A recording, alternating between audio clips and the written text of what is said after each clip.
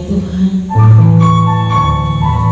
kami membawa hidup kami membawa hati kami ya Tuhan, untuk datang kepada-Mu ya Bapa.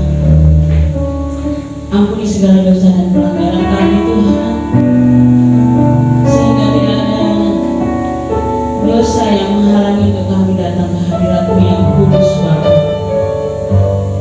Terima kasih Tuhan, terima kasih.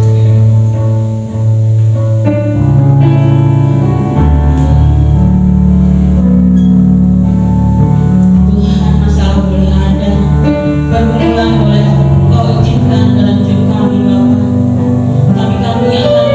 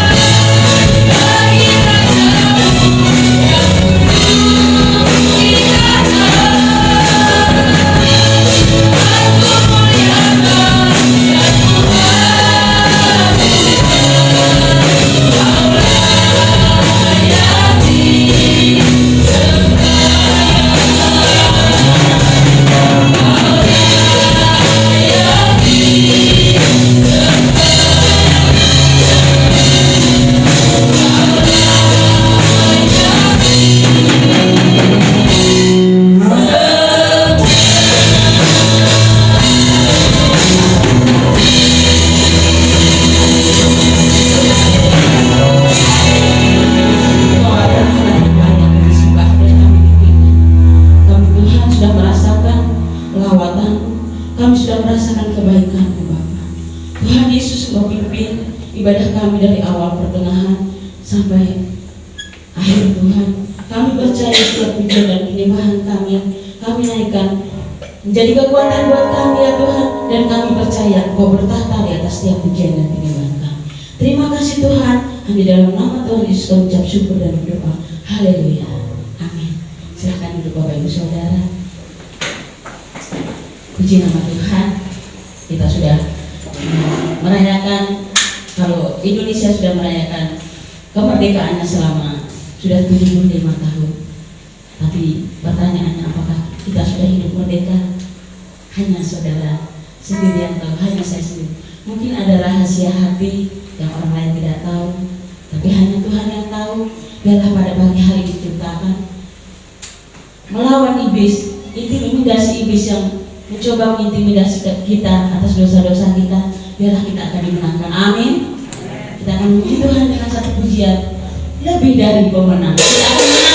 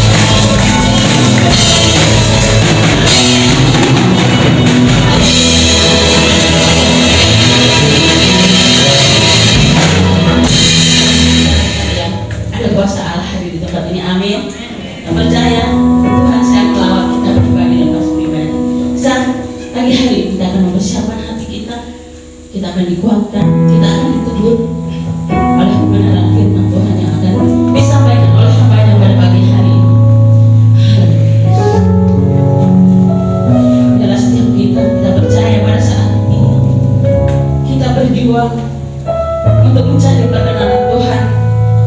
Biarlah hidup kita semakin hari semakin berkenan di hadapan Tuhan. Biarlah hidup kita boleh menggenapi firman Tuhan. Kita naikkan pujian.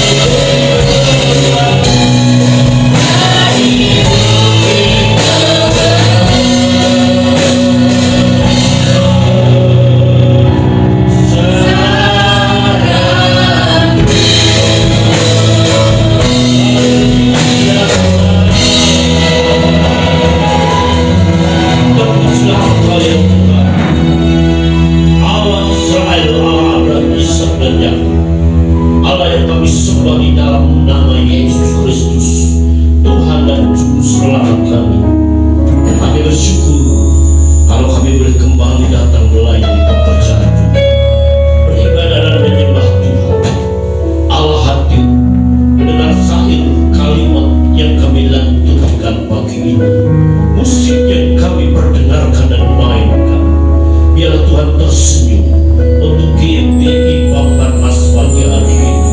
Hidup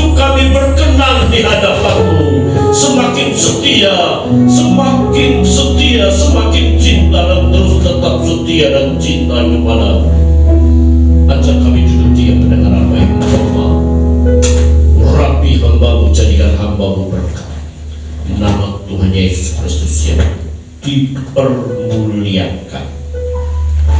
Haleluya, dalam nama Tuhan Yesus Kristus kami berdoa. Amin. Haleluya, haleluya. Shalom.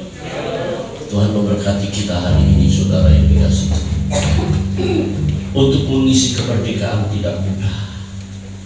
Akan ada banyak tantangan dan cobaan. 75 tahun telah berlalu, tetapi persoalannya apa yang kita berikan buat negeri ini? Apa yang kita harus kita lakukan? Oleh sebab itu anak-anak muda harus sekolah dengan baik, kuliah dengan benar. Itu salah satu cara mengisi kemerdekaan. Sebab tidak ada sebuah keberhasilan tanpa kedisiplinan dan kerja keras. Tidak ada keberhasilan apapun dalam dunia bisnis, dalam dunia pendidikan, dalam dunia kerja, dalam dunia karir. Tidak ada satupun yang berhasil tanpa sebuah upaya yang sungguh-sungguh. Kalau dunia saja menawarkan untuk menjadi berhasil itu perlu kedisiplinan, kerja keras, perlu keseriusan yang tinggi. Demikian juga dalam pengenalan kita akan Tuhan. Saudara-saudara yang dikasihi Tuhan, dalam 2 Petrus pasal 1 ayat 3 sampai 9 menjadi renungan kita. Karena kuasa ilahinya, kuasa ini diterjemahkan dunamus, telah menganugerahkan kepada kita segala sesuatu yang berguna untuk hidup saleh. Oleh pengenalan kita akan Dia yang telah memanggil kita oleh kuasa yang mulia dan ajaib. Dengan jalan itu Ia telah menganugerahkan karisma, menganugerahkan pemberian kepada kita, janji-janji yang berharga sangat besar, supaya olehnya kamu boleh mengambil bagian dalam kodrat ilahi, genita, ya, situ gen, dan luput dari hawa nafsu duniawi yang membinasakan dunia. Ada benih ilahi dalam hidup kita. Justru karena itu kamu harus dengan sungguh-sungguh berusaha untuk menambahkan kepada imanmu kebajikan, dan kepada kebajikan pengetahuan, dan kepada pengetahuan penguasaan diri, kepada penguasaan diri ketekunan, dan kepada ketekunan kesalahan, dan kepada kesalahan kasih akan saudara-saudara, dan kasih akan saudara-saudara, kasih akan semua orang. Sebab apabila semuanya itu ada padamu dengan berlimpah-limpah, kamu akan dibuatnya menjadi giat dan berhasil. Menjadi giat dan berhasil dalam pengenalanmu akan Yesus Kristus Tuhan kita. Tetapi barang siapa tidak memiliki semuanya itu, malas, tidak mau berusaha untuk mengenal Tuhan, ia menjadi buta dan picik. Ia masih dibelenggu oleh dosa karena lupa bahwa dosa-dosanya yang dahulu telah dihapuskan. Amin. Diberkatilah kita jemaat Tuhan, kita yang mendengar firman Tuhan ini dan melakukannya.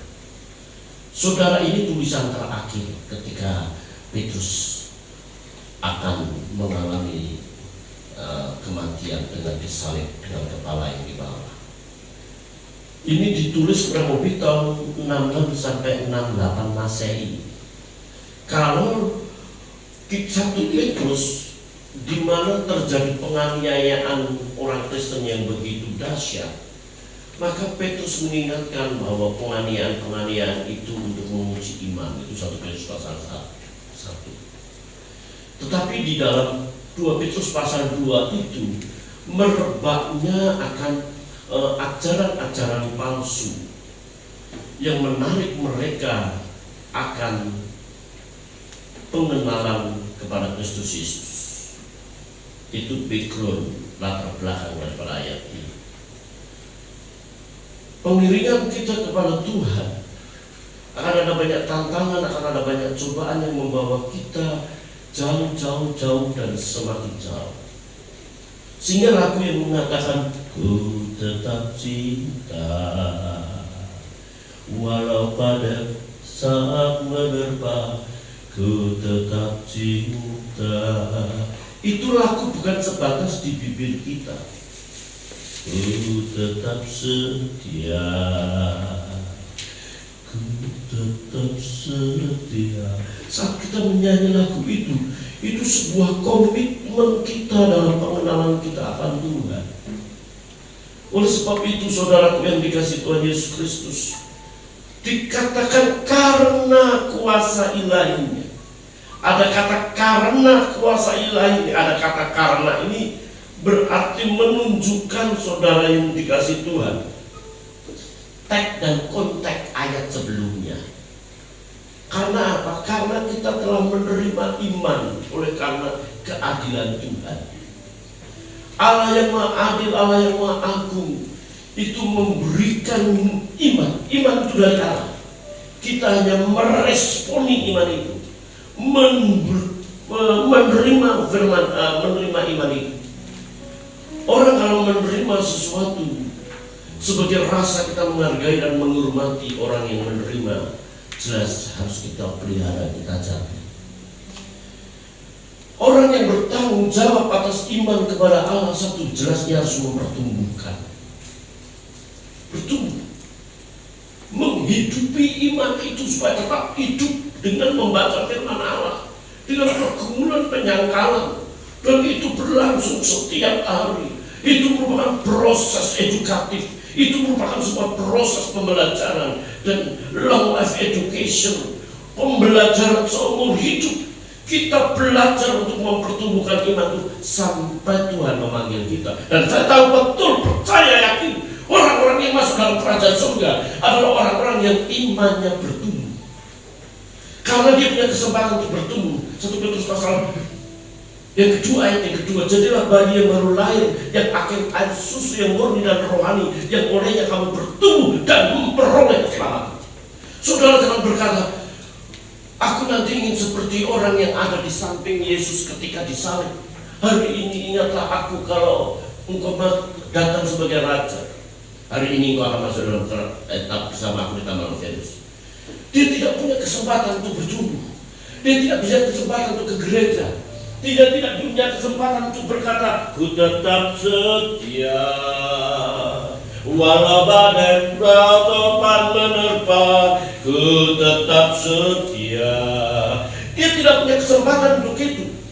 Dia tidak punya kesempatan, dia bangun tidur, aduh ini udah 5:30 harus kebaktian jam 6 pagi.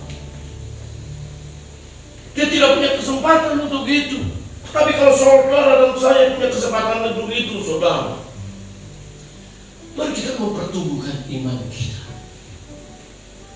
Allah telah memberi kuasa ilahi, power of spirit dalam hati kita, kekuatan yang dari dalam hati kita.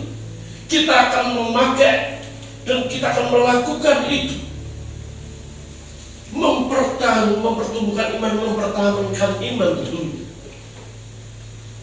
Ya, 1 Timotius 6 ayat 10, hafal kita ya. Akan segala kejahatan dan cinta uang dan memburu uang orang menyimpang dari iman. Saudara-saudara kita memang orang-orang sibuk. Ya. Kadang-kadang saya membaca WA aja, kadang-kadang 300, 200. Tidak sempat. Ada waktu tertentu saja. Ya.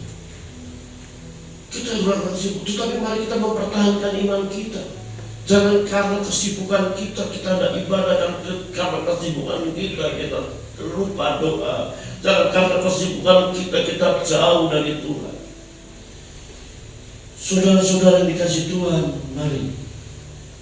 Oleh karena kuasa ilahinya, ada kekuatan, ada power dalam hati kita, dan itu yang kita ambil, kita pakai. Dan bagian kita yaitu menyangkal diri, bagian kita membuka Alkitab dan merenungkan, bagian kita berjalan ke gereja beribadah, bagian kita untuk kita tidak korupsi, bagian kita bisa mengampuni orang. Dalam mempertumbuhkan iman, mempertahankan iman itu bukan bagian Tuhan, tapi bagian kita. Oleh karena kuasa ilahinya, saudara yang dikasihi Tuhan Yesus Kristus, untuk itu saudara yang dikasihi Tuhan, mari kita berusaha dengan sungguh-sungguh. Kalau kita untuk mendapatkan uang banyak, kita harus bekerja dengan keras. Ya, kecuali dapat warisan atau gusuran banyak rumah, punya banyak uang. Ya, tapi untuk mendapatkan uang banyak kita harus kerja keras. Ya, otak kita pikir, kita peras, kita kerja, kita lakukan, itu dunia punya, saudara yang dikasih Tuhan. Dan itu hal yang wajar, itu berkat umum, bukan berkat khusus. Saudara kerja keras, saudara tinggalkan Tuhan, saudara tidak kebaktian, saudara kerja dari pagi sampai pagi. Saudara bisa kaya, siapa yang tidak bisa? Orang kerja keras bisa kaya. Tapi satu hal yang mesti harus ingat, ya, manusia berusaha, tapi Tuhan yang menentukan. Orang kaya dan miskin bertemu, kedua-duanya Tuhan yang membuatnya. Kita akan berusaha sedemikian, kalau Tuhan belum memberkati, kita juga tidak akan menjadi berkat. Oleh sebab itu, kalau dunia menawarkan kesungguhan, keseriusan, pengenalan akan Tuhan juga demikian. Perlu kedisiplinan, perlu keseriusan, perlu merenungkan pada firman Tuhan dengan sungguh-sungguh, supaya kita memiliki kehidupan yang namanya kehidupan saleh. Ya, kesalahan itu ketaatan. Dalam bahasa Ibrani itu sama dengan kesempurnaan. Orang saleh itu, kalau dalam kamus bahasa Indonesia, memang taat sungguh-sungguh menjalankan ibadah, suci dan beriman. Ya, itu menurut bahasa Indonesia. Tapi dalam Alkitab kata saleh itu sempurna. Itu yang mesti harus kita raih, PR kita, goal kita dalam hidup ini. Bukan bagaimana kita punya rumah, punya kontrakan banyak. Goal kita hidup ini bukan bagaimana saya menjadi sarjana atau menjadi dokter. Bukan itu. Goal kita terakhir bagaimana kita mewarisi kerajaan Allah. Amin. Kita masuk dalam kerajaan Allah. Kita masuk dalam langit baru dan bumi baru. Itu goal kita. Sekarang apa artinya saudara menjadi dokter, profesor dokter, kalau pada akhirnya api neraka membakar kita? Oleh sebab itu, saudara dikasih Tuhan, kita menjadi sempurna saleh. Ya, hendaklah engkau sempurna sama seperti Bapamu sempurna. Untuk kita menjadi sempurna tidak mudah. Ya, saya katakan anak-anak muda dengerin baik-baik, untuk jadi pintar itu nggak mudah. Kalau kuliah abal-abal 1 tahun 2 tahun jadi sarjana, nggak usah lah. Jabat gelar tidak jadi bukan segala. Untuk jadi orang pintar susah, perlu belajar, buka buku. Ya. Untuk ngarang buku itu harus buka buku. Untuk buat skripsi S1 itu harus buka buku baca. Kepustakaan mesti harus 150, 200, 300 buku. Itu mesti harus dibaca, diteliti. Itu kalau orang mau berkualitas, orang kalau mau sempurna, betul-betul sesuai dengan gelar yang dia pakai. Kan lucu kalau sarjana teologi khotbah aja nggak bisa. Kan lucu kalau sarjana teologi nggak tahu alat Bedimel dalat usahanya dan dia lamet bahasa Ibrani. Kan lucu kalau orang itu sarjana pertanian dia nggak bisa megang cangkul dengan baik.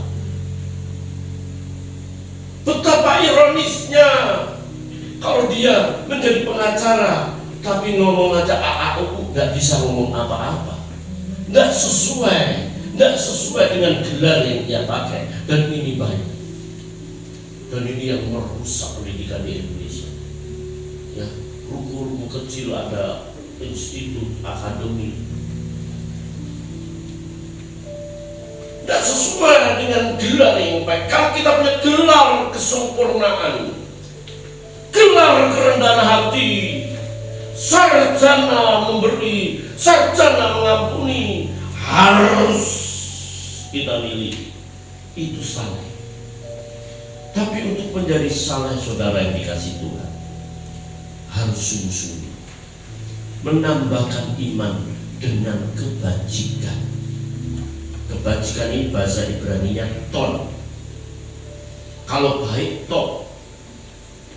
Ton itu diterjemahkan menyenangkan, menggembirakan, ramah.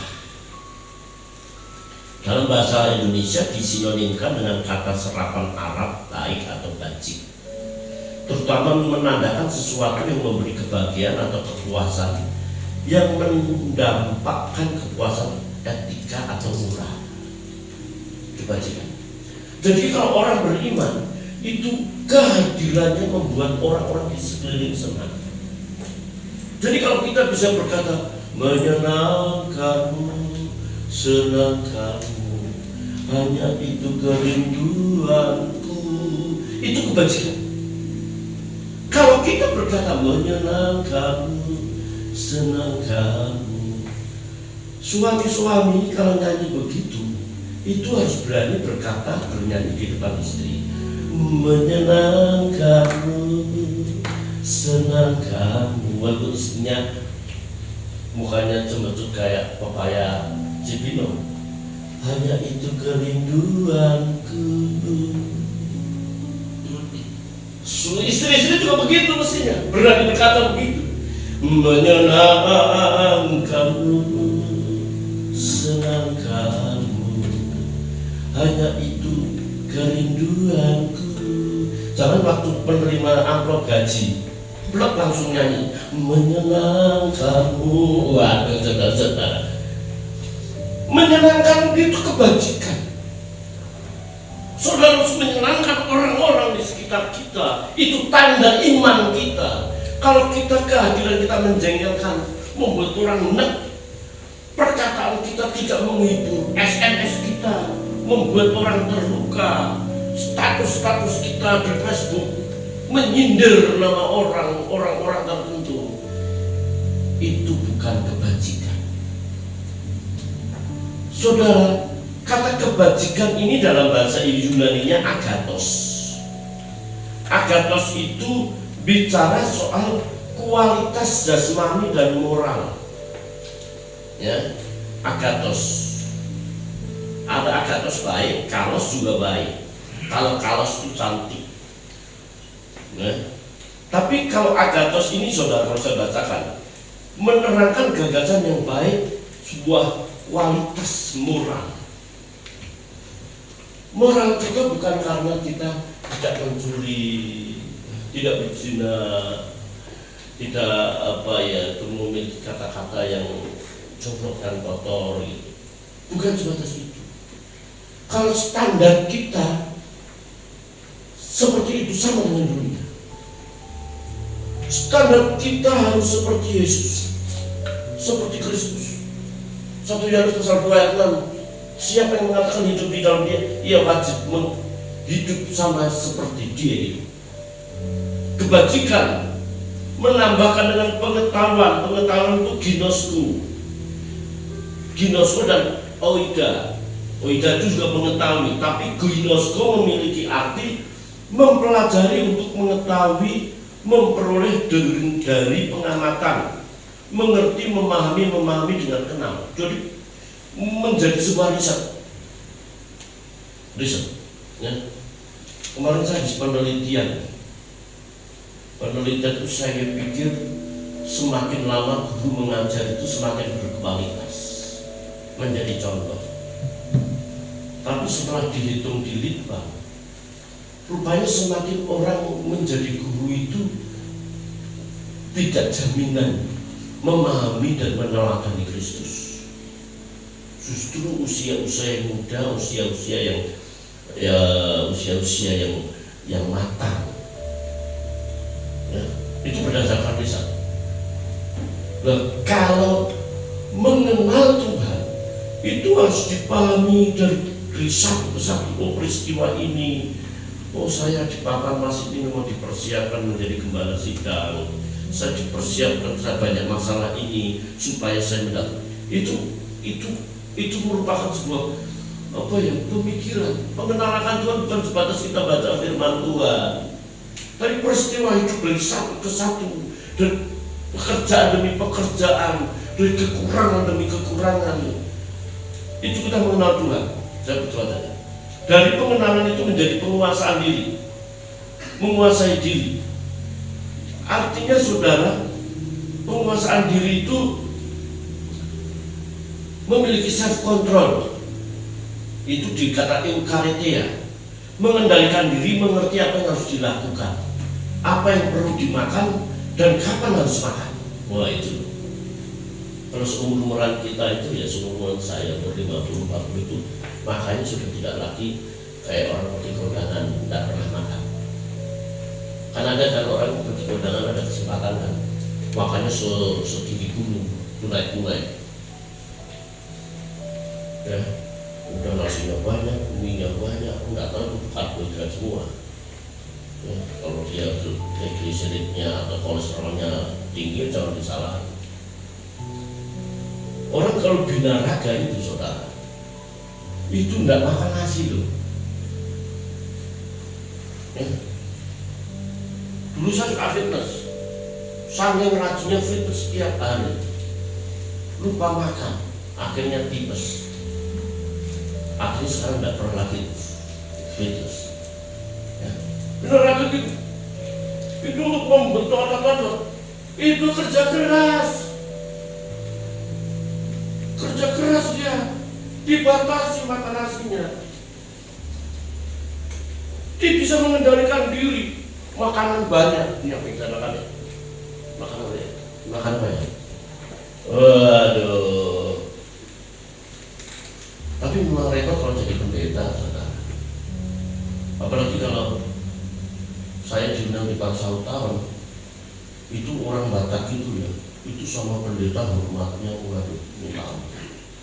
Saya merangkap orang Sumatera ini, kalau sama pendeta, waduh, abang pendeta makan dulu abang pendeta. Mana itu benar? Bisanya gitu dong. Dikasih makan tuh saudara. Udah nasinya banyak, keduanya banyak.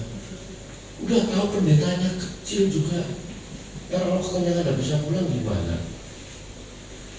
Akhirnya mendidik, mengendalikan diri kalau banyak makanan. Ini apa? Ada rasa apa? Ini apa? B2 Pak. Itu apa? B1 Pak. Itu enak ini Pak. Orang mengendalikan diri susah. Saya SMS apa nih? Saya SMS apa ya? Itu orang yang mengendalikan diri SMS saja mikir. Makanya sekarang jangan SMS di WA grup gitu. Kalau nggak menjadi berkat, saya belajar. Pengendalian diri itu termasuk begitu. Jangan marah-marah di Facebook. Saya kenal orang ya. Saya kecewa sama bapak ini. Dia telah menipu saya, nomornya sekian.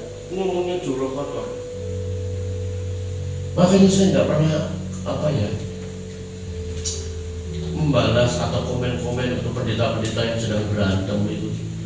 Ada pendeta berantem di Facebook. Waduh, sampai begitu. Bagaimana pengendalian dirinya?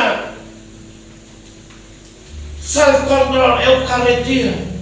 Kalau Tuhan Yesus tidak punya pengendalian diri yang tinggi, kamu kan Tuhan, anak-anak turun dong dari salib. Karena dia mengendalikan diri, tidak turun dia. Kalau turun, ya, ada seorang tokoh berkata, justru karena dia tidak turun dari salib, saya percaya kepadanya. Saat dicobai, saat lapar buka saya beberapa minggu yang lalu tadi. Saat lapar dicoba suruh makan. Ya. Kalau jadikan batu ini menjadi roti, pokoknya itu di renungan pagi ya. Renungan pagi. Di padang gurun itu untuk puasa bukan untuk makan. Jadi Tuhan tuh tahu waktu makan kapan, waktunya tidak makan kapan. Ya. Jadi bagi jemaat GPI Batanmas, jangan menggunakan kesempatan dalam kesempitan. Ada pendeta makan banyak, habis pulang langsung mati. Betul, karena dia tidak mengasihi diri. Saya dia baru melejit jadi hamba Tuhan. Saudara, setelah penguasaan diri ketekunan itu diterjemahkan Ibu Mini.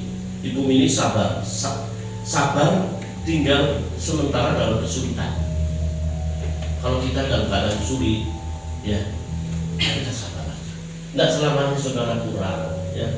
Tidak selamanya kita dijatuhkan piutang suatu kali Tuhan akan selesaikan itu. Tidak selamanya kita ada dalam keadaan terjepit.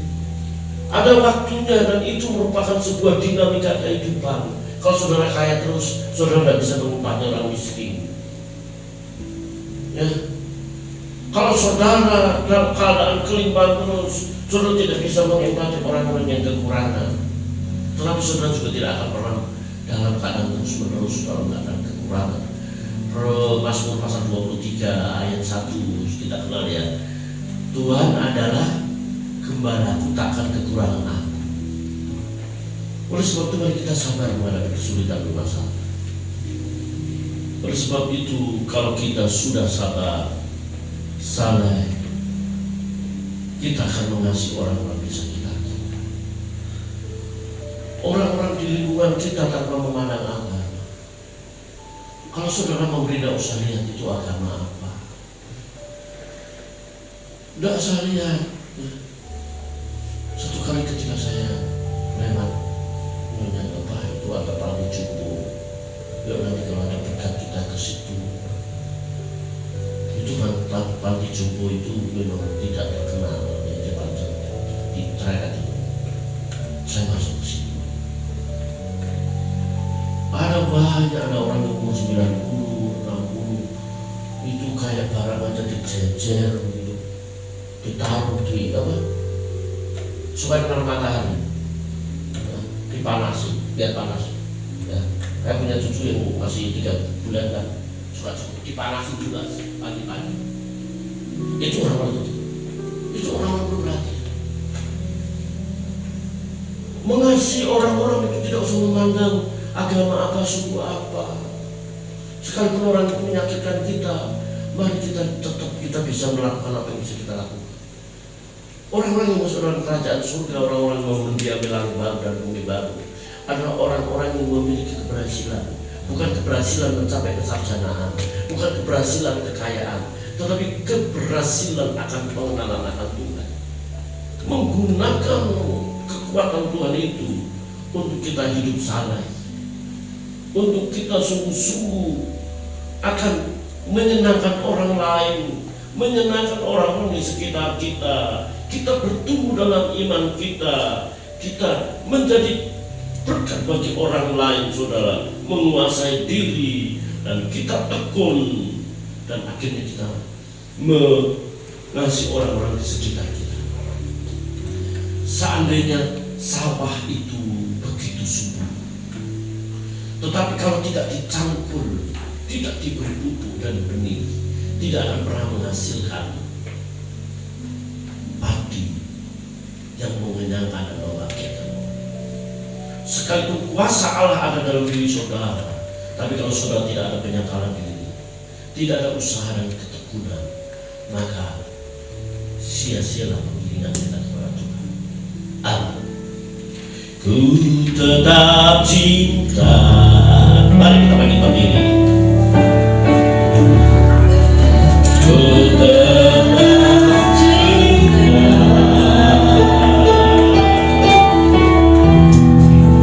Walau adanya yang menerpa, ku tetap cinta. Ku tetap